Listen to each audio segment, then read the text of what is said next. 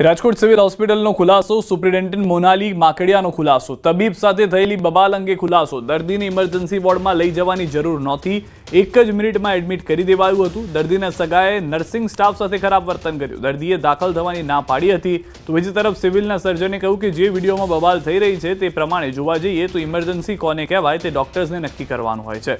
જે દર્દી પોતે જ ચાલીને આવ્યો હતો, કોઈ લોહી નીકળવાની પણ સમસ્યા હતી નહીં, એટલે ઇમરજન્સી હતી જ નહીં. તો જે બબાલ આખી થઈ હતી, જેમાં ફરી એક વખત સિવિલ હોસ્પિટલ જે છે તે ચર્ચામાં આવી હતી અને તેમાં ફક્ત એ વાત કરવામાં આવી કે સિવિલ તરફથી જે દર્દી આવ્યા હતા તેઓને ઇમરજન્સીમાં ન દાખલ કરવામાં આવ્યા, પરંતુ હવે જે ખુલાસા થઈ રહ્યા છે તેમાં એ પણ કહેવામાં આવી રહ્યું છે કે દર્દી ખુદ ચાલીને આવ્યા હતા, ઇમરજન્સીની જરૂર ન હતી. 1:54 એટલે વિધિન 1 મિનિટ એડમિટ કરી દેવામાં આવ્યું છે. પેશન્ટ એડમિટ થયા પછી વોર્ડ નંબર પેશન્ટને ગ્રીવિયસ ઇન્જરી નથી, ફક્ત એને માથામાં વાગેલું હતું, કોઈ બ્લીડિંગ તથા કંઈ હતું નહીં, એટલે ઇમરજન્સી વોર્ડમાં એડમિટ કરવાની જરૂર નથી. એ પછી પણ પેશન્ટને ટ્રીટમેન્ટ આપવા માટે ઇન્જેક્શન્સ, આઈવી ફ્લુઇડ્સ બધું જ રેડી કરાવેલું, છતાં પણ રિલેટિવ્સે ભેગા થઈ અને પેશન્ટને ટ્રીટમેન્ટ આપવા દીધી નથી. અને આ બધું કર્યા પછી વિધિન 10 to 15 મિનિટ્સ વોર્ડમાંથી પેશન્ટને રિલેટિવ લઈ અને નીકળી ગયા. આ કેસમાં દર્દી હાલીને ચાલીને આવેલ છે, દર્દી વાતચીત કરતું હતું, દર્દીને શરીરના કોઈ ભાગમાંથી લોહી પણ નીકળેલ ન હતું અને દર્દીને પોતે પ્રથમ દ્રષ્ટિએ દાખલ થવું ન હતું એમ જણાવતું હતું. ન બોલવા જોઈએ, પણ આ બાબતમાં એમની સામે કાર્યવાહી લેવા માટે હું સક્ષમ ઓથોરિટી નથી. વિરમગામમાં એબીવીપી કાર્યકર કુશાલ શાહ પર પોક્સકોની ફરિયાદ બાદ અમદાવાદમાં હોબાળો થયો. ગુજરાત યુનિવર્સિટી પાસે એનએસયુઆઈ કાર્યકરોએ વિરોધ કરી એબીવીપીનું પુતળું બાળવાનો પ્રયાસ કર્યો. એબીવીપી સંગઠનમાં બળાત્કારી નેતાઓ હોવાનો એનએસયુઆઈ આક્ષેપ કરી વિરોધ દર્શાવ્યો, તો પોલીસે દેખાવ કરી રહેલ કાર્યકરોની અટકાયત કરી છે. અમદાવાદમાં એનએસયુઆઈ દ્વારા જોરદાર વિરોધ જે છે તે કરવામાં આવ્યો છે. વિરમગામના એબીવીપીના કાર્યકર સામે જે છે પોસ્કોની જે કલમ લાગેલી છે અને બળાત્કારના જે આરોપો લાગ્યા છે અને તેના વિરોધમાં એનએસયુઆઈ જે છે તે જબરજસ્ત વિરોધ કરી રહ્યું છે અને જે બળાત્કારીઓને ફાંસી દો અને પીડિતાને ન્યાય આપો તેવા સૂત્રોચ્ચાર સાથે અત્યારે જોરદાર વિરોધ પ્રદર્શન કરવામાં આવી રહ્યું છે. તો બીજી તરફ જે છે પોલીસનો કાફલો જે છે તે અહીંયા ગુજરાત યુનિવર્સિટી ખાતે તૈનાત રાખવામાં આવ્યો હતો અને મોટી સંખ્યામાં જે એનએસયુઆઈના કાર્યકરો અહીંયા વિરોધ પ્રદર્શન માટે પહોંચ્યા હતા, તો એ એનએસયુઆઈના કાર્યકરોને જે છે તે અત્યારે અટકાયત જે છે તે પોલીસ દ્વારા કરવામાં આવી રહી છે. કેમેરામેન ખેંગાર રાઠોડ સાથે સંજય ટાંક, ન્યૂઝ 18 ગુજરાતી, અમદાવાદ. સુરતમાં મહાનગરપાલિકાના કર્મચારીઓ અને લારીવાળા સાથે માથાકૂટનો વિડીયો વાયરલ થયો છે. પાંડેસરામાં એસએમસીના કર્મચારીઓએ લારી પકડતા માથાકૂટ થઈ હતી, જે બાદ ઘર્ષણ થયું. એસએમસીના કર્મચારીઓ અને લારીવાળાઓ છૂટા હાથની મારામારી કરતા પણ જોવા મળ્યા છે. અમદાવાદના વસ્ત્રાલમાં આતંક મચાવનારો પકડાયો છે. ગેંગનો મુખ્ય સૂત્રધાર પંકજ ભાવસાર દબોચાયો છે. ક્રાઇમ બ્રાન્ચે મુખ્ય સૂત્રધારને ઝડપી પાડ્યો છે. આરોપી પંકજની સાથે અન્ય 2 સાગરીતો પણ ઝડપાયા છે. પંકજને બચાવવા ગુજરાત બહાર નાસ્તા ફરતા હતા. અગાઉ પણ પંકજના સાગરીતો પકડાઈ ચૂક્યા છે. વસ્ત્રાલમાં જાહેર રોડ પર વાહનોમાં તોડફોડ કરી લોકોમાં ભયનો માહોલ ફેલાયો હતો. આ બનાવના વિડીયો વાયરલ થયા હતા, જે બાદ મીડિયા અહેવાલને લઈને પોલીસે એક્શન લેવાનું શરૂ કર્યું હતું.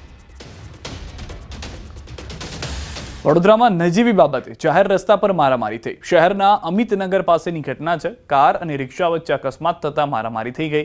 કારમાં સવાર લોકોએ રિક્ષા ચાલકને ઢોર માર માર્યો. માર મારતો વિડીયો સોશિયલ મીડિયામાં વાયરલ થયો છે. હવે એ સવાલ ઉઠી રહ્યો છે કે જાહેર રસ્તા પર નજીવી બાબતે ઢોર માર મારનારનું સરઘસ ક્યારે નીકળશે? મારામારી કરતા પહેલા કાયદાનો કેમ ન લાગ્યો ડર? આવા અનેક સવાલો ઉઠી રહ્યા છે.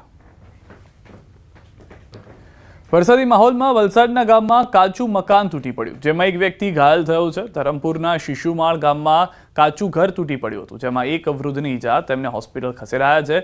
રાત્રે ભારે પવન સાથે વરસાદ થતા આ બનાવ બન્યો હતો.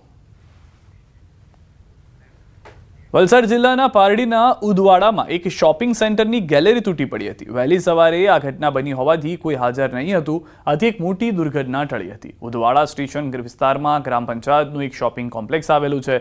આ શોપિંગ કોમ્પ્લેક્સમાં નીચે અને ઉપર અનેક દુકાનો આવેલી છે. આ કોમ્પ્લેક્સની ગેલેરી છેલ્લા કેટલાક સમયથી જર્જરિત હતી, તેમ છતાં કોઈ કાર્યવાહી નહીં થતાં આખરે આજે વહેલી સવારે આ ગેલેરીનો આખો ભાગ છૂટી પડ્યો હતો. આખા કોમ્પ્લેક્સની પહેલા માળની ગેલેરી તૂટી અને નીચે પડતા રોડ પર કાટમાળ વિખેરાયો હતો. જોકે સદનસીબે વહેલી સવારે ઘટના બની હોવાથી કોઈ દુકાન ખુલ્લી ન હતી કે કોઈ હાજર નહીં હોવાથી એક મોટી દુર્ઘટના ટળી હતી.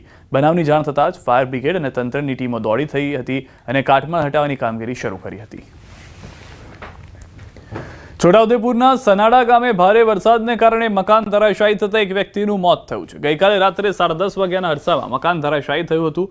મકાનની અંદર પતિ પત્ની સૂતા હતા તે વખતે અચાનક બની હતી ઘટના. મકાનમાં સૂતેલા ગફુરભાઈ અપસિંગ રાઠવાનું મોત થયું, ત્યારે પત્નીનો થયો બચાવ. હાલ મરણ જનારને પીએમ માટે છોટાઉદેપુર ખાતે લવાયા છે. વાપીમાં તસ્કરો બેફામ બન્યા છે. બાઇક ચોરીનો પ્રયાસ સીસીટીવીમાં કેદ થયો છે. ગીતાનગર વિસ્તારમાં બાઇક ચોરીનો પ્રયાસ. બાઇકનું લોક ન તૂટતા બાઇક ચોરી નિષ્ફળ. ઘર આંગણે પાર્ક કરેલી બાઇકની ચોરીનો પ્રયાસ. પોલીસે સીસીટીવીને આધારે હાથ ધરી છે તપાસ. તો દ્રશ્યોમાં પણ આપ જોઈ રહ્યા છો કઈ રીતે ગીતાનગર વિસ્તારમાં બાઇક ચોરીનો આ પ્રયાસ છે તે જોવા મળ્યો છે. જે કેમેરો છે, સીસીટીવી છે, તેમાં બાઇક ચોર વળી અને આસપાસ પહેલા જોતો નજરે પડી રહ્યો છે. ત્યારબાદ ધીમે રહી અને બાઇકનું જે સ્ટીયરિંગ છે તેનું જે લોક છે તે ખોલવાનો પ્રયાસ કરે છે અને ત્યારબાદ ગીતાનગર વિસ્તારની અંદર આ બાઇક ચોરીનો જે પ્રયાસ છે તે કરતા ચોરના જે વિડીયો છે તે વાયરલ થઈ ગયા છે અને તસ્કરો બેફામ છે તેનો આ વધુ એક પુરાવો છે. સુરતવાસીઓ, જાહેરમાં કચરો ફેંક્યો તો ખિસ્સા ખાલી કરી. જાહેરમાં કચરો ફેંકનારને હવે ટેવ સુધારવી પડશે. જાહેરમાં કચરો ફેંકનાર પાસેથી દંડ વસૂલાયો છે. સુરત મનપાએ સ્વચ્છતા માટે શરૂ કરી છે કાર્યવાહી. પાંડેસરામાં ખાડી કિનારે કચરો ફેંકનારને દંડ. અંધારાનો લાભ લઈ ટેમ્પામાં કચરો ઠાલવતા હતા. ઉધના ઝોનની કાર્યવાહી છે. જાહેરમાં કચરો ન ઠાલવવા લોકોને પાલિકાની અપીલ.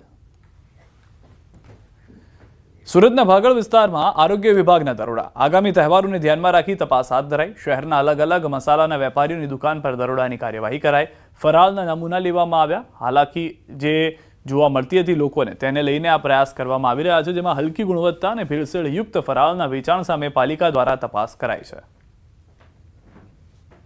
આગામી દિવસોમાં તહેવાર અને એમાં પણ શ્રાવણ મહિનાને લઈને ફરાળી વસ્તુની બજારમાં માંગ વધી રહી છે અને આ તમામ ફરાળી વસ્તુ જે બનતી હોય એ લોટમાં મિક્સિંગ એટલે કે ભેળસેળ થયા હોવાની સતત ફરિયાદોને લઈને સુરત આરોગ્યની ટીમ દ્વારા ફરાળી વસ્તુ વેચતી તે દુકાનો ઉપર ચેકિંગ શરૂ કરવામાં આવ્યું છે. દ્રશ્યો જોઈ શકાય છે કે આરોગ્ય વિભાગની ટીમ દ્વારા ચેકિંગ કરવામાં આવી રહ્યું છે. આપણી સાથે આરોગ્ય અધિકારી આપણે સીધા એમની સાથે વાત કરીશું. સાહેબ, આપનું નામ અને ડેઝિગ્નેશન પહેલાં Samip Desai, food safety officer, Surat Mahanagarpalika. સાહેબ, કયા પ્રકારનું ચેકિંગ છે ફરાળી વસ્તુઓનું? કારણ કે શ્રાવણ મહિનો ચાલી રહ્યો છે.